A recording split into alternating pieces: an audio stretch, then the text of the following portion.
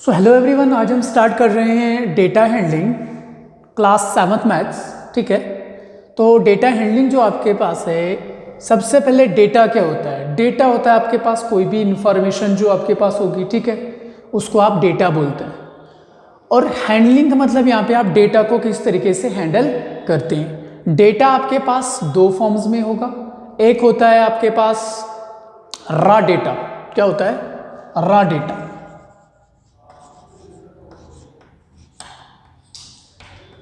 Raw data का मतलब है जो डेटा आपके पास अनऑर्गेनाइज्ड फॉर्म में होगा, उसको बोलते हैं raw data.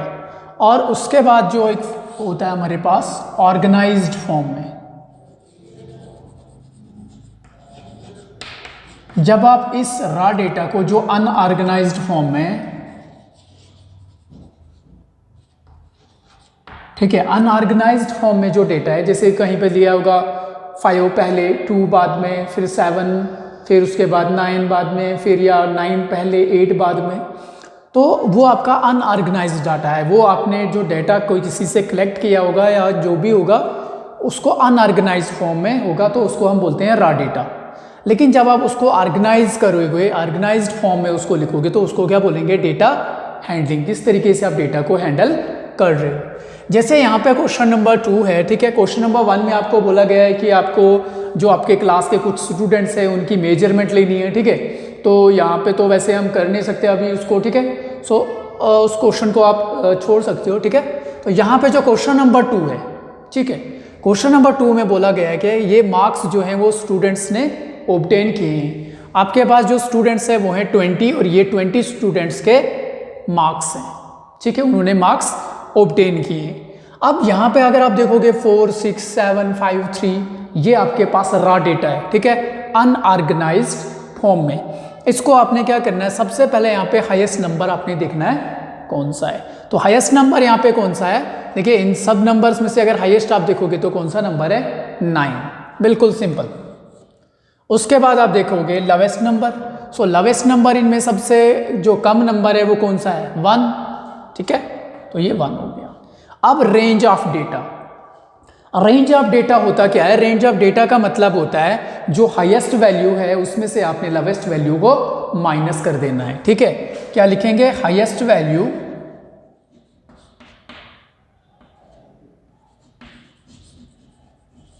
Minus lowest value. So that is equal to highest value 9 और लोवेस्ट वैल्यू कितना? 1। उनका क्या निकालना है? डिफरेंस, ठीक है। Highest value minus lowest value को क्या बोलते हैं हम? Range of data. तो यहां से 9.1 कितना आ जाएगा? 8, ठीक है। इस डेटा का जो रेंज है वो कितना है? 8। अब आपको निकालना है अर्थमेटिक मीन। क्या निकालना है? अर्थमेटिक मीन का मतलब क्या हो गया? अर्थमेटिक मीन का मतलब होता है कि जितने भी नंबर्स आपके पास दिए हैं, जितना भी डेटा आपके पास दिया है, उन सबको ऐड करना है। क्या करना है? ऐड। और डिवाइड क्या करना है? डिवाइड करना है, जितने नंबर से उतने से डिवाइड। तो करेंगे कैसे? जैसे अर्थमेटिक मीन निकालना है तो आपने लिखना है sum of observation. Sum of observation मतलब जितने भी ऑब्जर्वेशंस आपके पास हैं, जितने भी ऑब्जर्वेशंस हैं, उनको ऐड करना है और डिवाइड करना है आपने किससे? नंबर ऑफ ऑब्जर्वेशंस से, ठीक है, नंबर ऑफ ऑब्जर्वेशंस। तो नंबर ऑफ ऑब्जर्वेशंस आपके पास कितनी है? 20, ठीक है। और ये जो बाकी आपके पास सम ऑफ ऑब्जर्वेशंस, ये सारे आपने ऐड करने हैं। 4 + 6 + 7 + 5 + so on, यहाँ तक आप सबको क्या करोगे? ऐड करोगे। जब ऐड करोगे तो कितना आ जाएगा? ऐड करके 100 और अपान में कितना है? 20। जब ये आप गिनोगे, ये जो नंबर्स हैं ये कितने हैं? 20।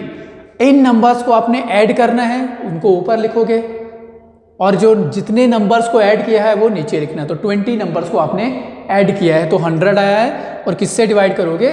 नंबर ऑफ ऑब्जर्वेशन से। उसको बोलते हैं अर्थमेटिक मीन। तो 0 0 कैंसल और 2 5s are 10, तो कितना आ जाएगा? 5। तो मीन, इसका जो अर्थमेटिक मीन आएगा वो क्या आएगा? 5, ठीक है ना।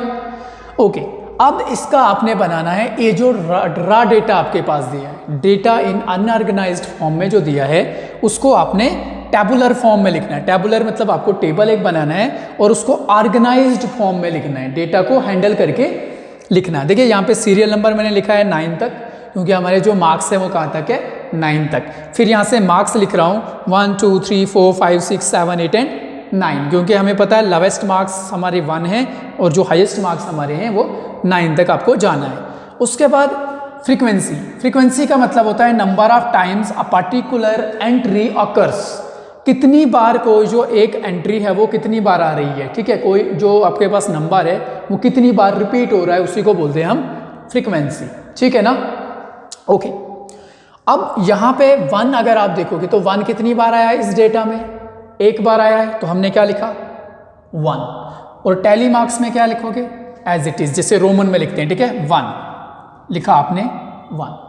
अब यहाँ पे आपको देखना है कि 2 कितने, ठीक है, 2 मार्क्स कितने बच्चे ऐसे हैं जिन्होंने 2 मार्क्स लिए हैं। तो 2 मार्क्स अगर आप देखोगे तो यहाँ पे और कहाँ पे और यहाँ पे, तो 2 बच्चे ऐसे हैं जिन्होंने कितने कितने मार्क्स लिए हैं, 2 मार्क्स। तो देखो 2 यहाँ पे लिख दिया, तो यहाँ पे क्या लिखेंगे 1 और 2। फिर सिमिलरली 3 मार्क्स देखने, तो 3 मार्क्स कितने बच्चों ने लिए हैं, सिर्फ एक ने लिया, तो कितना आएगा 1, तो फिर से टैली मार्क 1। नेक्स्ट आपने देखना है कि फिर इसी तरीके से बाकी मार्क्स आप देखोगे, तो जब आप देखोगे 4 मार्क्स कितने बच्चों ने लिए हैं, ठीक है, तो 4 मार्क्स लिए हैं 3 बच्चों ने, देखो 1 यहाँ पे, 2 और 3, 3 बच्चे ऐसे हैं जिनको कितने कितने मार्क्स मिले हैं, 4 मार्क्स, तो 3 हमने लिख दिया यहाँ पे, तो ठीक है 1 2 और 3 इन्हीं को गिनना है। फिर उसी तरीके से जो बाकी हैं 5 मार्क्स मिले, ठीक है, 5 कितनी बार आया, 1 2 3 4 और 5 बार, तो कितना आ जाएगा 1 2 3 4। अब 5 आपने नहीं लेना, ये थोड़ा ख्याल रखेंगे टैली मार्क्स किस तरीके से देने हैं, 4 तक एज इट इज, लेकिन जो ही आपने 5 पे आना है तो यहाँ से ऐसे ही 5 1 2 3 4, और ये जो ऊपर से मैंने इधर के लिए दिया ये हो गया 5। सिमिलरली 4 1 2 3 4, फिर 2 1 2, फिर 1 और फिर 1। तो अगर आप इनका टोटल करते हो, ठीक है, टोटल जो करोगे ये आपके पास कितना आएगा 20, ठीक है, टोटल ये जो होगा ये 20 अगर आया तो तब आपने सही किया है। अगर ये आपका टोटल इक्वल नहीं आता है, ठीक है, फिर ये प्रॉब्लम होगी, क्यों, क्योंकि ये टोटल नंबर ऑफ स्टूडेंट्स आपके पास कितने 20, तो यहाँ पे भी ये जो नंबर ऑफ स्टूडेंट्स है वो कितने आने चाहिए 20, ठीक है ना।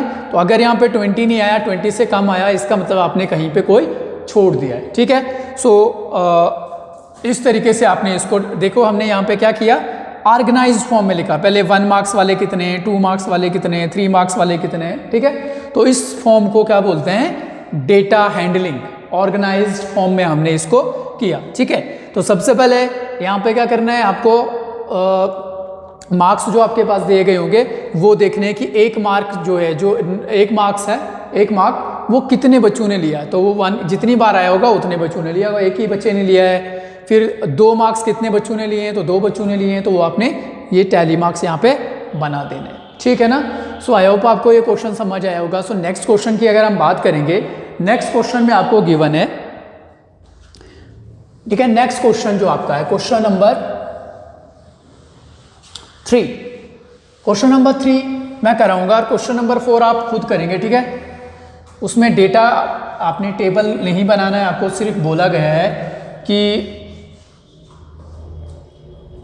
क्या निकालना है आपने, क्वेश्चन नंबर 3 में मीन निकालना है। क्या निकालना है, मीन, या तो मीन और अर्थमेटिक मीन भी इसी को बोलते हैं, अर्थमेटिक होते हैं नंबर्स का, मीन आपको निकालना है। मीन निकालना है आपने फर्स्ट 5 होल नंबर्स का, ठीक है। तो सबसे पहले सोल्यूशन में आप क्या लिखेंगे, फर्स्ट 5 होल नंबर्स आर, जो फर्स्ट 5 होल नंबर्स है कहाँ से होल नंबर स्टार्ट, 0 1 2 3 और 4, 1 2 3 4 5, ठीक है। ऐसा नहीं कि आप 5 पे जाएंगे फिर वो 6 होल नंबर्स आएंगे, तो इनका आपने फर्स्ट 5 होल नंबर्स का मीन निकालना है, 1 2 3 4, ठीक है, और ये 0, कितने हो गए 5। तो क्या बोला मैंने, मीन क्या दिया, 4 मीन जो आप निकालोगे, मीन मैंने अभी बोला सम ऑफ ऑब्जर्वेशन,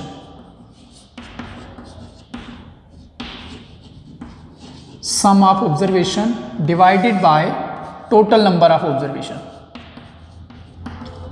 ठीक है, तो सम ऑफ ऑब्जर्वेशन की बात करेंगे, जितने भी यहाँ पे आपके पास नंबर है उन सबको आपने क्या करना है, सम करना है, ऐड करना है। सो 0 + 1 + 2 + 3 + 4 अपान में कितने नंबर्स है, 1 2 3 4 5, तो उससे डिवाइड करना है। ये हो गया 1 + 2 3, 3 और 3 हो गया 6, 6 और 4 कितना हो गया 10, 10 + 0 10 ही हो गया, और ये 5। तो यहाँ पे अगर हम करेंगे 5 2s are 10, तो मीन कितना आ गया आपके पास 2। सिमिलर बिल्कुल ऐसा ही है आपका क्वेश्चन नंबर 4, उसमें जो डेटा दिया गया है आपको उसको क्या करना है आपने, इसी तरीके से आप लिखेंगे mean = sum of observation divided by total number of observation. जितने भी नंबर इस क्वेश्चन नंबर 4 में आपको दिए गए हैं, आपकी बुक पे हैं, उनको आप ऐड करोगे और डिवाइड करोगे किसके साथ, जितने वो नंबर्स होंगे। ठीक है, तो जो आंसर आ जाएगा वो आपका आंसर होगा। सो आई होप आपको ये समझ आया होगा। सो नेक्स्ट लेक्चर में हम बात करेंगे जो आपकी नेक्स्ट एक्सरसाइज होगी। So thank you.